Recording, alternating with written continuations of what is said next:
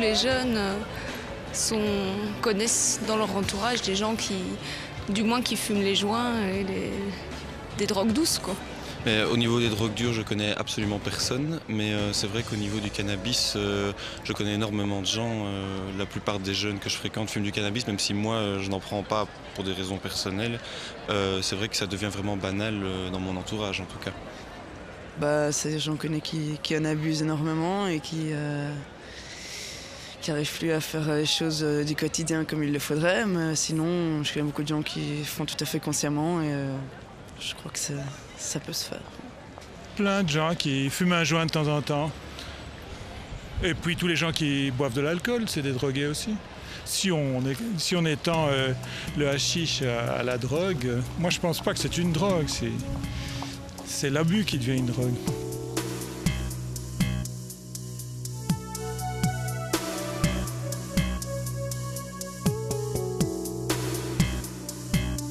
Dans l'ensemble des substances illicites, c'est le cannabis qui est le plus consommé dans l'Union européenne. Ce sont les jeunes adultes, entre 15 et 34 ans, qui consomment le plus de produits illicites, avec une prédominance pour les hommes en milieu urbain. Il est difficile de citer des chiffres comparatifs sur la consommation de drogue en Europe. Il n'existe aucune politique commune européenne et les statistiques varient en fonction de la politique nationale. La détention d'un produit illicite reste illégale dans la plupart des pays européens et sera soit tolérée, soit sanctionnée en fonction des pratiques en cours et de la législation en vigueur dans le pays.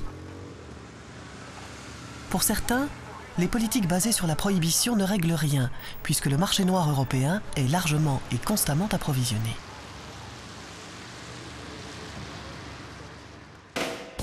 La Belgique ne fait pas exception. Selon les chiffres de la police fédérale, la quantité de drogue nécessaire pour répondre à la demande du marché belge durant un an est environ de 11 tonnes pour le cannabis, 4 tonnes pour l'ecstasy, 4 tonnes pour la cocaïne et 3 tonnes pour l'héroïne. Malgré les coups de filet parfois importants, comme ici la prise de 500 kg de cannabis en provenance du Maroc, le marché belge demeure continuellement alimenté. On peut donc se demander si la politique de prohibition est la bonne réponse à la consommation de stupéfiants. Mais par rapport au terme politique de prohibition, je voudrais nuancer ce terme de prohibition dans la mesure où si l'on ne prend en considération que la seule note fédérale de politique en matière de drogue, cette note n'est pas une note de prohibition. Elle comporte 5 volets qui vont de l'épidémiologie et donc de la connaissance du phénomène à la répression, mais en passant également par les soins, la prise en charge thérapeutique et les domaines de la prévention. Donc je pense que réduire la politique actuelle au terme de prohibition serait excessif. Si ces produits ont été mis sur une liste avec des conditions d'accès à ces produits pour des raisons de santé, je pense que c'est au monde scientifique d'aujourd'hui faire le point sur la réelle nocivité de ces produits, que ce soit du cannabis, de l'héroïne, de la cocaïne, peu importe le produit dont on parle. Je pense en tout cas qu'il faut sortir des débats très subjectifs, presque d'école, les pro-libéralisation et les prohibitionnistes. Je pense que si on en reste au niveau du choc, presque des conceptions, des cultures, on ne sortira rien de positif et du jour au lendemain, on pourra modifier les législations, ce qui ne sera pas une bonne chose pour le citoyen, qui ne saura plus sur quel pied danser. Je ne pense pas que la libéralisation pure et simple des drogues illicites réglerait le problème d'une quelconque manière. Je pense que c'est avant tout une question philosophique, à savoir quel est le rôle de l'État, quel est le rôle de la société par rapport aux citoyens qui la composent. Appartient-il à la société et à ses gouvernants de mettre à disposition des citoyens des produits dont on sait pertinemment qu'ils sont mauvais pour la santé. Dans d'autres domaines, on mène des actions dissuasives, des actions de prévention par rapport à la consommation d'alcool, par rapport à la consommation de tabac, par rapport à la sécurité de la chaîne alimentaire, et donc libéraliser des produits qui aujourd'hui sont catalogués drogue illicite tout en sachant que ces produits sont mauvais pour la santé, me semblerait quelque peu incongru par rapport aux autres initiatives qui sont prises dans d'autres domaines. Je pense en outre que l'État ne pourra jamais concurrencer le secteur criminel.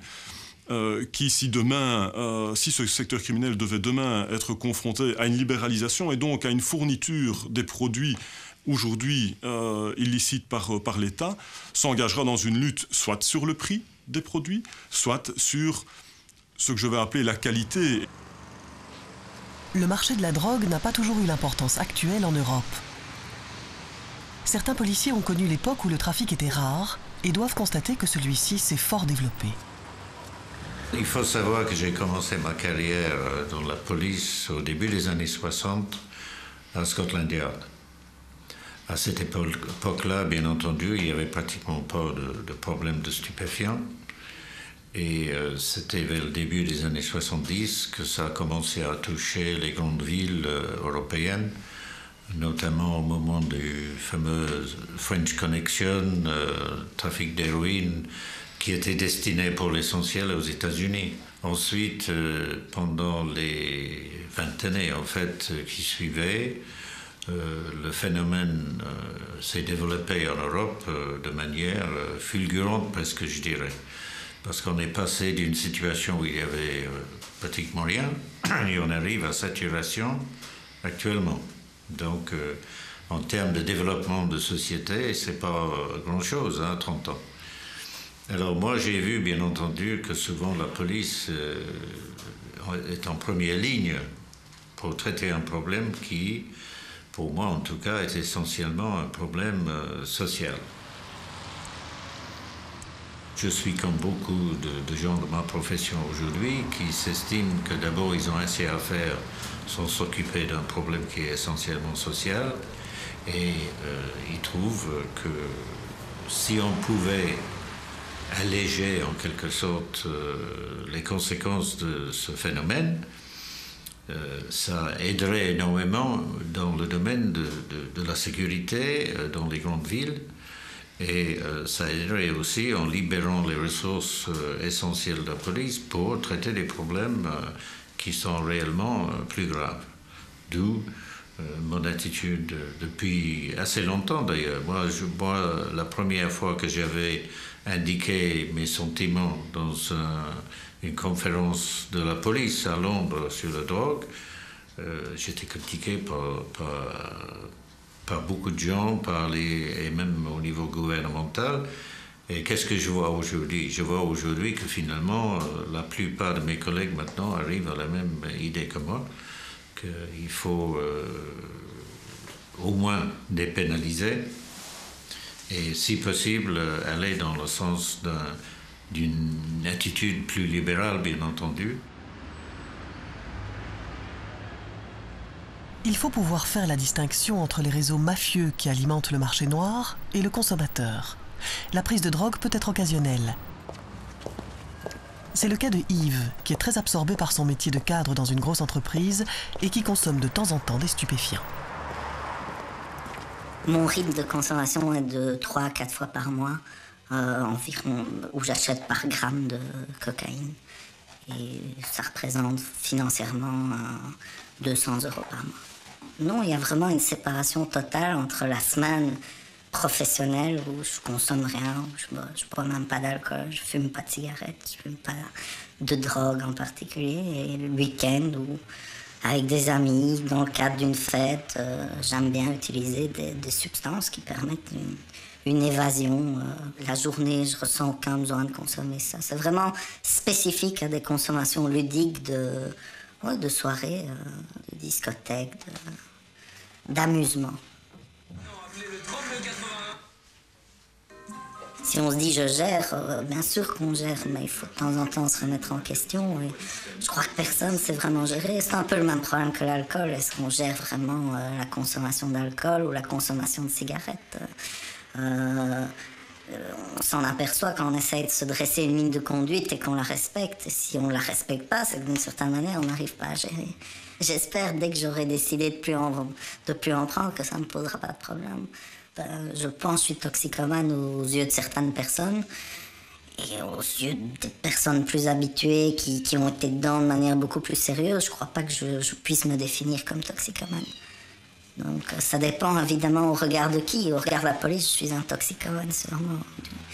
Au regard d'anciens drogués, de gens qui ont vraiment eu des difficultés à s'en sortir, je ne crois pas que je puisse me considérer comme un toxicomane.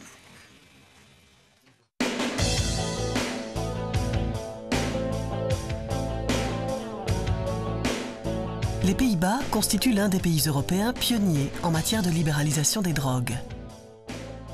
En effet, depuis 1976, on y fait la distinction entre drogue dure et drogue douce.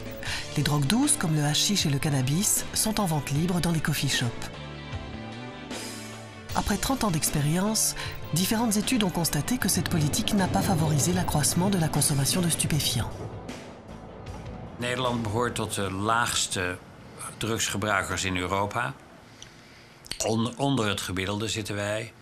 En dat geldt eigenlijk voor alle drugs. Maar het geldt ook voor alcohol. En het geldt ook voor geneesmiddelen. Je zou dus kunnen zeggen dat er een soort culturele component in middelengebruik zit, die ervoor zorgt dat niet alleen op het gebied van de legale stoffen, maar ook op dat van de illegale stoffen Nederland nauwelijks een groot gebruiker genoemd kan worden. Er wordt altijd heel erg gemakkelijk van uitgegaan dat drugsgebruik onmiddellijk gerelateerd is aan drugsbeleid. Het niveau van gebruik in een bevolking van hele andere factoren afhankelijk is dan drugsbeleid. Er zijn heel veel factoren die te maken hebben met de intensiteit van urbane cultuur, de variabiliteit van de bevolking, economische omstandigheden. Kortom, de beschikbaarheid van drugs is in de meeste landen van Europa, maar ook van Noord-Amerika, nogal groot. Wat dat betreft zijn alle landen ongeveer hetzelfde. Maar de gebruiksniveaus lopen nogal uiteen. En dat heeft te maken met allerlei culturele en economische elementen en helemaal niks met drugsbeleid. Drugs is op dit moment één van de elementen waarmee wij onze culturele identiteit uitdrukken. Drugs worden gezien als een bedreiging van onze individualiteit. Individualiteit is in onze cultuur een van de hoekstenen van onze zelfperceptie. En ik denk dus dat zolang onze cultuur van individualisme en onafhankelijkheid zo belangrijk is, kunnen drugs blijven worden beschouwd als bedreigingen van die centrale waarden van ons bestaan. En eigenlijk zo'n beetje zoals de duivel de bedreiging was van het op God gerichte goede leven in de middeleeuwen, zo zijn drugs nu de bedreiging van het op individualiteit en individuele autonomie gerichte moderne leven. En ik verwacht niet dat aan die symboliek in de onmiddellijke toekomst iets verandert. L'expérience hollandaise a été édifiée sur le principe qu'il fallait intégrer les usagers des drogues dans la société. L'usage du cannabis a été dépénalisé et la vente dans les coffee shops tolérée afin d'éviter la marginalisation des consommateurs.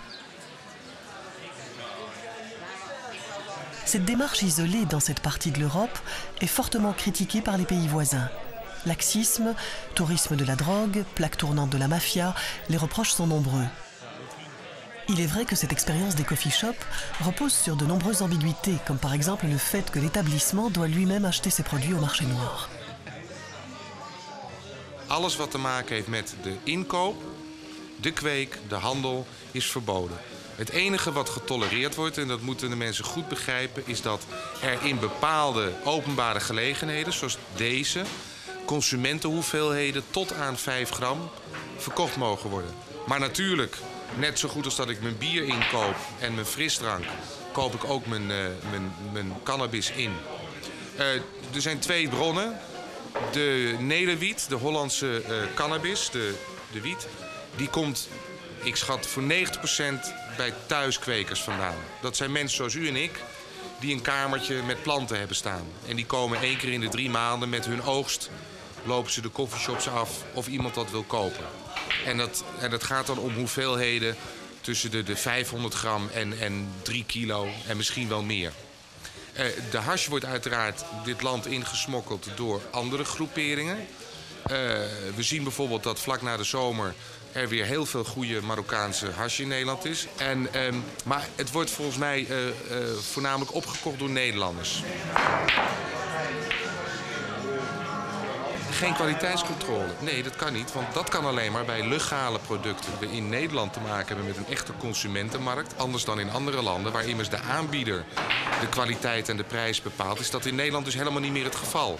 De consument bepaalt de prijs en de kwaliteit. En een serieuze aanbieder, zeker iemand die in het bezit is van een coffeeshopvergunning, zal er alles aan doen om een zo goed mogelijk product bij de consument te brengen. Immers, ze lopen zo weg naar een ander die een beter product heeft. Een schoner product, een goedkoper product of een nieuw product, een nieuwe variëteit.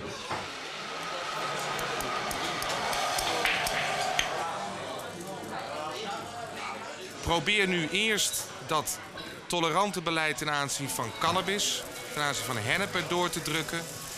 Daarmee bereik je een mentaliteitsverandering bij jouw moeder, weet ik bedoel. Bij de wat oudere mensen. De angst gaat een beetje weg bij het woord drugs. En dan hebben we een grote stap gezet. Il faut savoir que la prohibition des drogues peut générer certains effets pervers, notamment au niveau de la santé.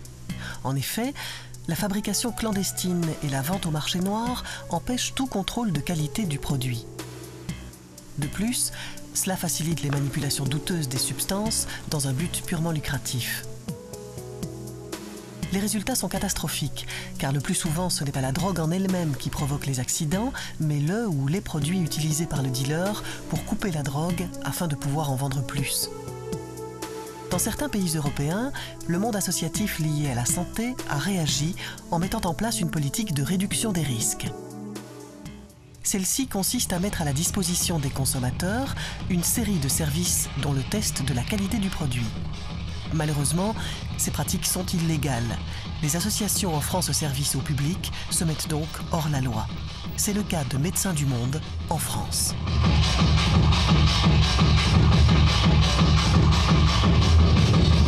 C'est jamais le but, je crois, la drogue.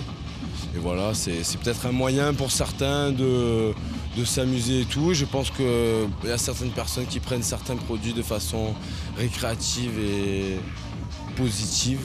Moi j'essaie 2-3 fois comme ça, mais bon sans plus quoi, pour m'amuser, mais sans plus. Ça se répand partout, hein. Vous allez voir 9 personnes sur 10 prendre ces choses, hein. C'est tout.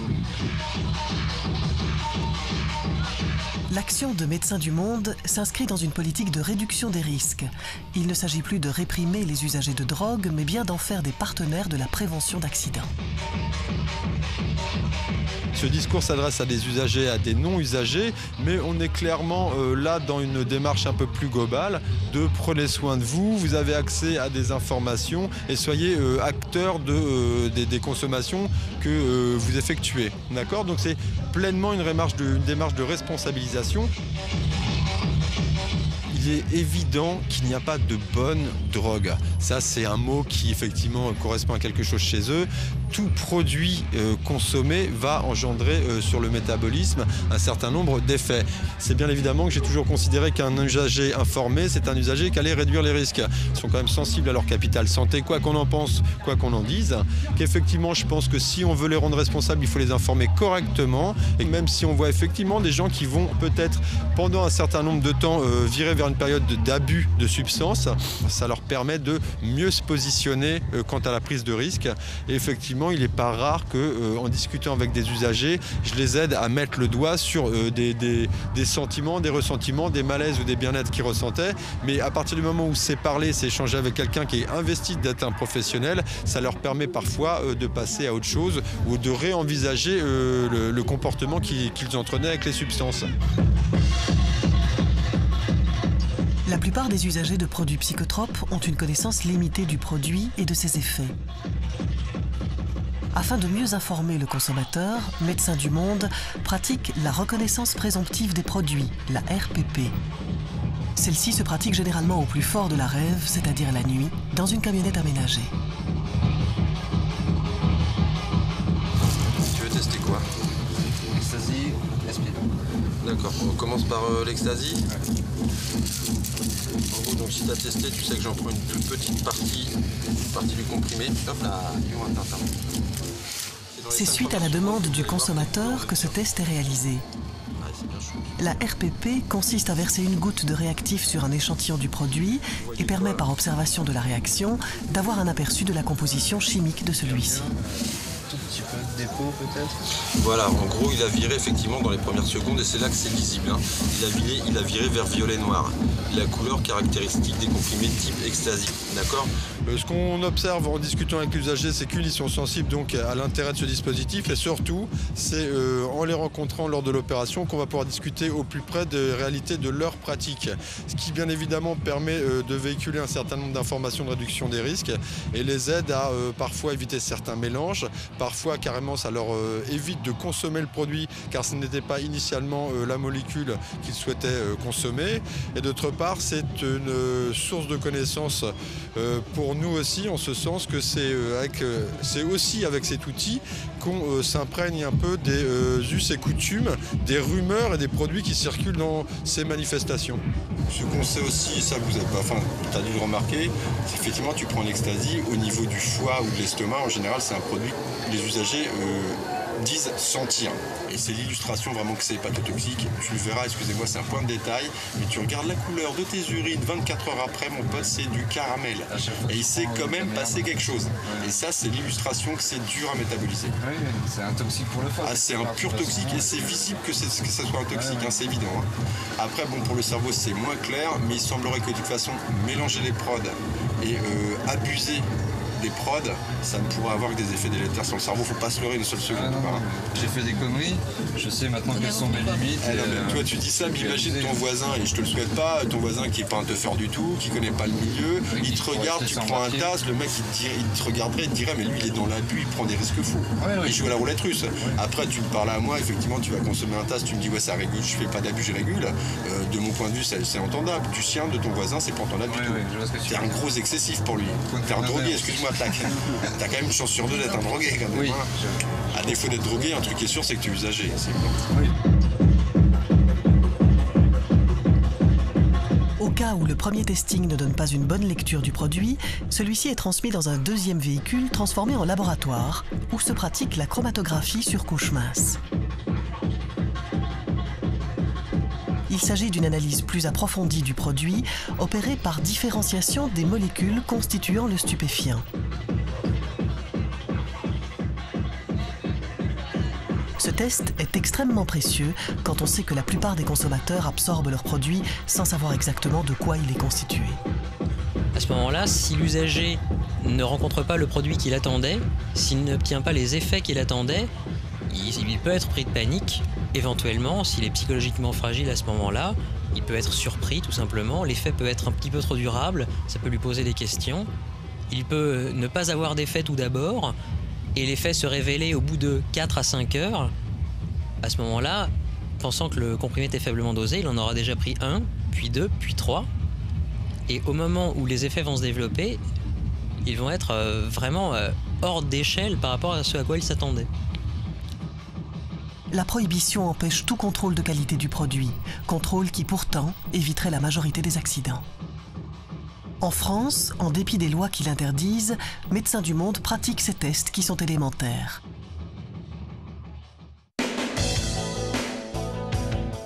La Belgique connaît une politique prohibitionniste en matière de drogue. Cette position ne convient pas à tous. Certains considèrent qu'une attitude prohibitionniste ne résout en rien le problème. Le Centre d'action laïque, mieux connu sous l'abréviation CAL, a élaboré une proposition de loi visant non pas à libéraliser, mais bien à réglementer l'utilisation des drogues dans une société qui se veut plus juste et plus responsable. Les grandes valeurs de la laïcité ne se retrouvaient pas dans la politique prohibitionniste. Donc la liberté individuelle, la responsabilité de l'État, l'émancipation, toutes ces valeurs qu'on défend tous les jours, eh bien, on a dû malheureusement arriver à la conclusion que la politique actuelle n'est pas conforme à ces valeurs. Et que donc il faut faire un pas plus loin qui est de proposer quelque chose d'autre. Et ce que le CAL propose principalement, c'est une modification des lois en vigueur en matière de drogue, avec différents aspects. Le premier étant de supprimer à certaines conditions la répression de l'usager de drogue, de celui qui détient de la drogue pour la consommer, et d'autre part de réglementer la fourniture de la drogue. Ce projet permettrait donc à tous les citoyens belges ou à toute personne résidant en Belgique depuis 3 ans d'acheter dans des officines d'État de petites quantités de drogue destinées à sa consommation personnelle. L'État ferait appel à certains fournisseurs spécialisés ou à des firmes pharmaceutiques pour fabriquer les produits. Ici, l'idée, c'est que l'État prenne en charge cet approvisionnement en réglementant celui-ci. En réglementant comment? En créant ce qu'on a appelé des officines qui auraient des licences pour pouvoir vendre à des citoyens âgés de plus de 18 ans les substances psychotropes et stupéfiantes et toutes les substances, c'est-à-dire de l'héroïne au cannabis en passant par les champignons hallucinogènes, l'ecstasy, le LSD, enfin l'ensemble des substances. L'idée étant de retirer ce marché également des mafias, qui évidemment c'est une source de revenus très très importante, mais aussi de pouvoir avoir un contrôle sur la qualité des produits. Un projet comme celui du CAL ne laisse personne indifférent.